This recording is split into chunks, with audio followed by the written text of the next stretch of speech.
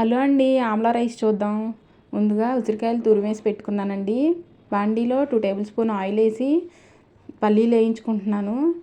ఇవి కొంచెం colour change అయ్యే వరకు వేయించుకుంటే మనకి బాగుంటాయి టేస్ట్. ఇప్పుడు కొంచెం పచ్చెనపప్పు వేస్తున్నాను.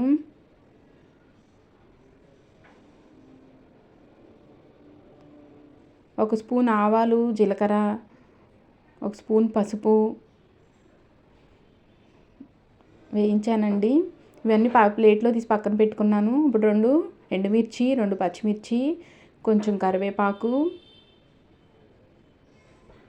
వేసి వేయించుకుంటున్నాను. ఇందులో కొంచెం ఇంగువ పొడి కూడా వేసానండి, టేస్ట్ బాగుంటుంది. ముందుగా తురిమి పెట్టుకున్నటువంటి ఉసిరికాయ పొడి తురిమేసాను. ఇది కొంచెం కలర్ మారే వరకు వేయించుకుందాం, పచ్చివాసన పోయే వరకు. ఆ తర్వాత ముందుగా మనం సిద్ధం చేసి పెట్టుకున్నటువంటి అన్నాన్ని ఇందులో వేసేస్తున్నానండి. ఇదంతా పైకి కిందకి బాగా మిక్స్ అయ్యేలా కలుపుతాను.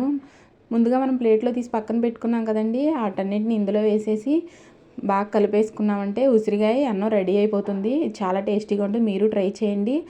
ఎలా ఉందో కామెంట్ చేయండి.